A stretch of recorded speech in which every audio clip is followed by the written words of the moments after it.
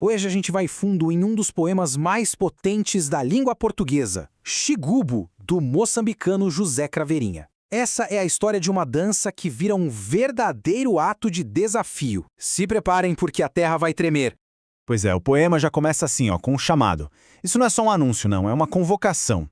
Essa primeira frase já joga a gente direto no meio da ação, no comecinho de um ritual ancestral que é muito, mas muito mais do que parece ser. Beleza, então vamos lá. Para a gente entender a profundidade desse poema, primeiro a gente precisa sacar o que é o Xigubu.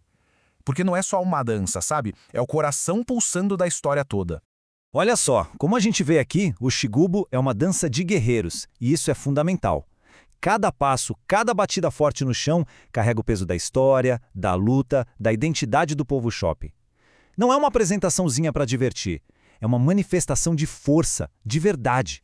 E o Craveirinha faz a gente sentir cada detalhe.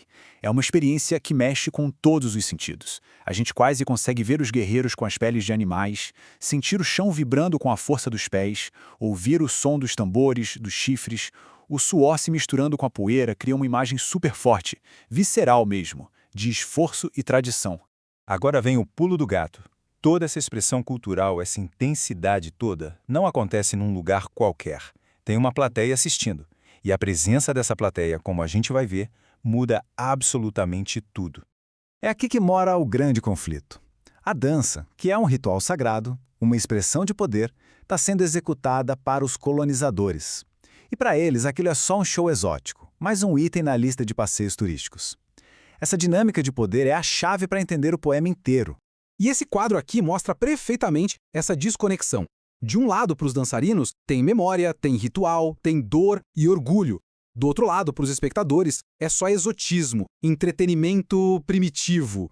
O poema do Craveirinha pega exatamente essa tensão, esse abismo que existe entre quem dança e quem só assiste. Mas é aqui que a genialidade do poema aparece com tudo. A dança começa a se transformar. Ela deixa de ser só uma performance para ser observada e vira algo muito mais perigoso e poderoso. Acontece uma virada sutil, mas que abala tudo. O ritmo, que antes parecia ser só para marcar a dança, ganha um novo sentido.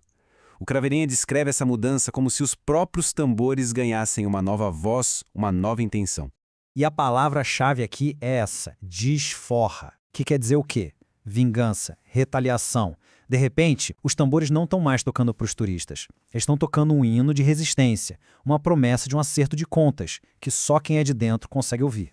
A dança se fecha, ela se volta para dentro, vira um ato particular, secreto, acontecendo ali, na frente de todo mundo. Os dançarinos se desligam da plateia colonial e se conectam com as suas raízes, com os seus ancestrais guerreiros. A performance vira uma espécie de conspiração, um ato de desafio codificado que o opressor nem sonha em decifrar. E que imagem poderosa, né? O esforço físico, o suor que escorre do corpo deles, se transforma numa canção. É a maior expressão de identidade e de resistência. O corpo vira o instrumento e o cansaço vira a voz de um povo que se recusa a ser calado. Mas afinal, quem foi a pessoa que conseguiu capturar esse momento com tanta precisão e transformar isso num hino que atravessa o tempo? A gente precisa falar do autor. José Craveirinha não foi só um poeta. Ele foi uma testemunha do que acontecia na opressão colonial e se tornou a voz da resistência na literatura. Ele pegou um ato físico, a dança, e traduziu isso num ato de resistência poética que ecoa por gerações. E a biografia dele deixa claro que arte e ativismo eram uma coisa só. Ele escreveu Xigubu bem no auge do período colonial e anos depois foi preso por suas atividades políticas. Para ele, a poesia não era um passatempo, era sua arma. Ele pagou um preço por usá-la. Isso tudo nos leva para a mensagem final do poema, que é assim super forte e atual. O papel da cultura como uma arma em tempos de opressão. O poema mostra a cultura agindo em 3 níveis. Primeiro, a preservação da história. Segundo, a subversão, que é usar a própria performance que o opressor exige como um disfarce para a rebelião. E terceiro, a reivindicação da própria identidade e do poder. É uma estratégia brilhante com várias camadas. E essa é a grande lição de Xigubu. A arte, a dança, a poesia não são formas de escapar dos problemas do mundo. Muito pelo contrário, elas são ferramentas poderosíssimas para encarar a realidade de frente, para dar nome à injustiça e, no fim, para imaginar e lutar por um futuro diferente.